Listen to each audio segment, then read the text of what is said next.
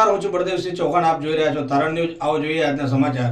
બનાસકાંઠા જિલ્લા વાવ police station પર ફરજ બજાવતા વાવ પીઆઈ બીડી ગોહિલ સાહેબનું શાલ ઓઢાડી સન્માન કરાયું. વાવ પોલીસ મથકને પીઆઈની નવી પોસ્ટ મળતા વાવ પોલીસ મથકને સુરત ખાતે સરાહનીય ફરજ બજાવી રહેલા બાહોશ, કાર્યકુશળ અને પ્રામાણિક છબી ધરાવતા એવા અધિકારીની વાવ પોલીસ મથક ખાતે નિમણૂક મળતા જૈન સંઘના અગ્રણી એવા વિક્રમભાઈ ઠાકરસિંહભાઈ વોરા, વિશ્વ હિન્દુ પરિષદના પ્રમુખ હસમુખભાઈ સોની, કિસાન સંઘના અગ્રણી કે પટેલ, ગૌ ભક્ત નરેશ રાજપૂત દ્વારા શાલ ઓઢાડી સન્માન કરાયું હતું. વધુમાં વાવ પોલીસ મથકને મળેલ બાહોશ અધિકારીની કામગીરીને બિરદાવી હતી. તેમજ આગામી 27 જુલાઈના રોજ યોજાનારી રથયાત્રા અંગે ચર્ચા વિચારણા કરવામાં આવી હતી.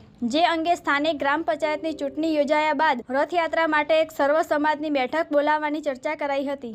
જે પ્રસંગે પત્રકાર વિષ્ણુ પરમાર તેમજ પત્રકાર કરણસિંહ રાજપૂત સહિત અગ્રણીઓ હાજર રહ્યા હતા. રિપોર્ટર કરણસિંહ રાજપૂત સાથે તારણ ન્યૂઝ.